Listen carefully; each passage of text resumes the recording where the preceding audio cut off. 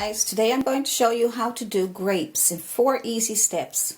This is very simple, great for beginners or all levels if you just want to touch up on your painting skills. My name is Allison Pryor and we're going to do these beautiful grapes.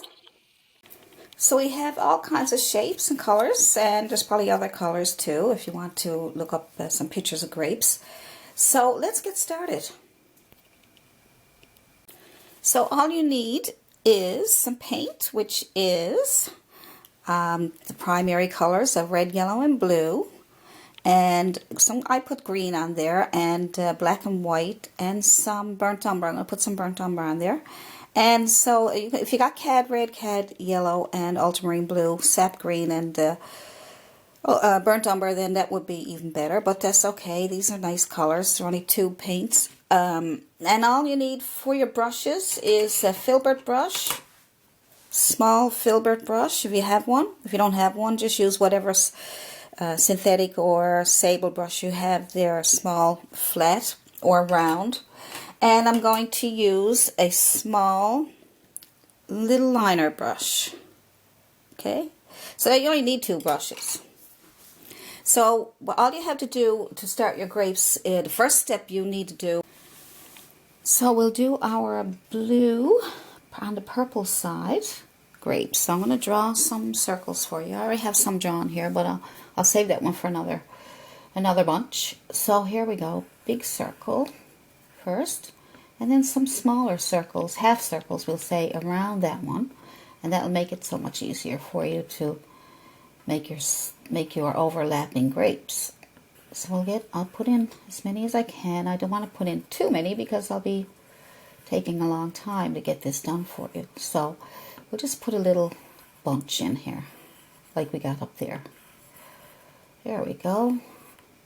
It's a nice little bunch. Usually they end with 1 or 2 hanging off the edge, but I'm just going to see what I can get here now. Maybe I'll just leave it at that. Leave it at that.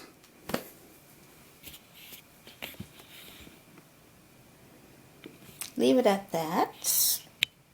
Okay. And what we'll do is we'll take use your filbert brush, and that's square.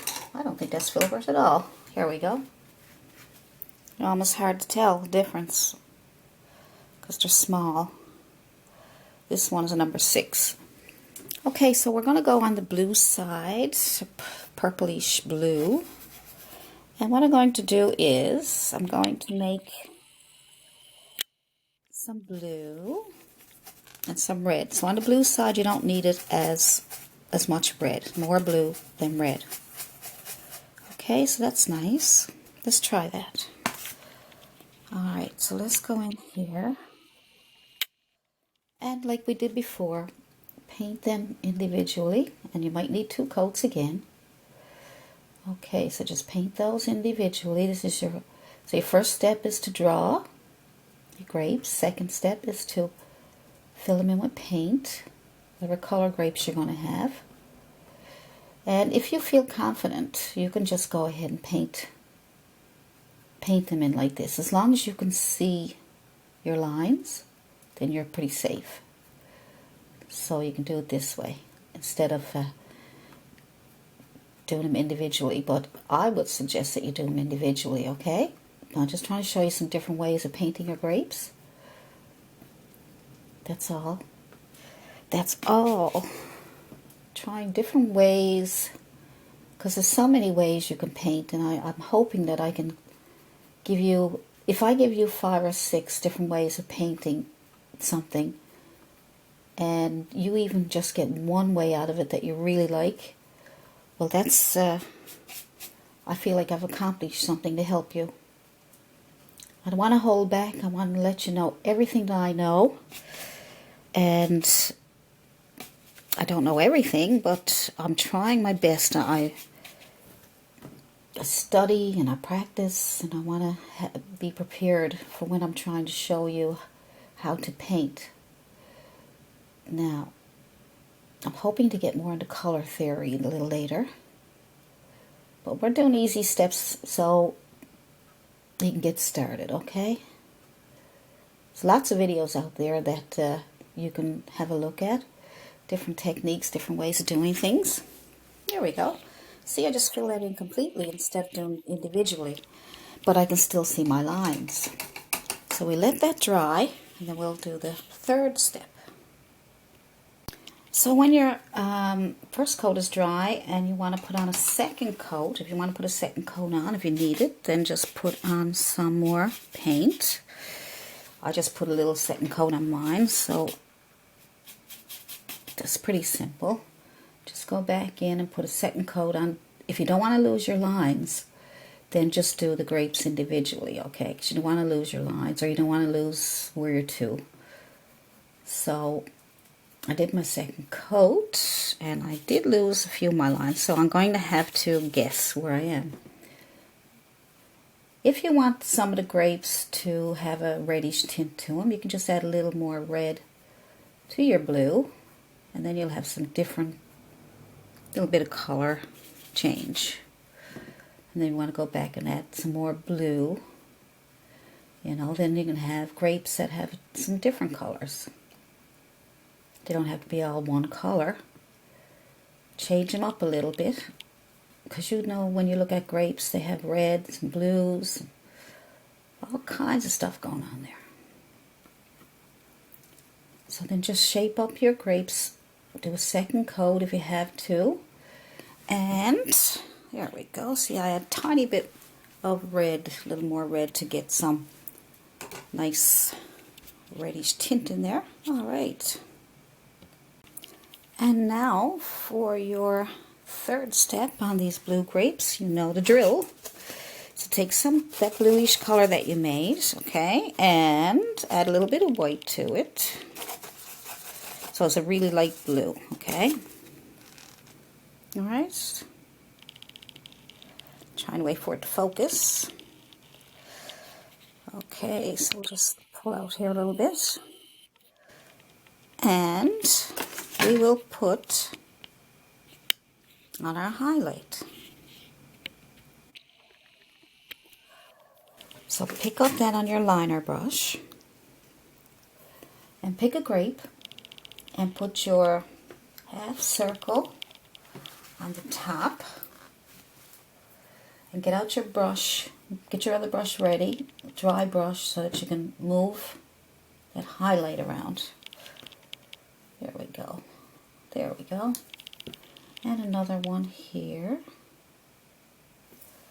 And move it around. And here. Clean your brush off. Make sure it's not too wet. Mine's a little bit wet, that's why it's getting too bright. Okay, and then another one here. I'm not going to go back for paint all the time. I think I'm just going to use what's on my brush because it'll be too much. Move it around. See how I got too much on there? So you just go in and darken up the bottom a little bit. And you can even use your finger. Let's get another one. Alright, let's try one right here. Half circle on top of your grape of a lighter color, and move it around with your dry brush. Good. Okay, so we don't want too much because you don't want to bury your grape. But that nice little highlight, that will bring your grape out so you can see it better. And it'll separate them and make them individual. Try a couple more. I think I see one right here.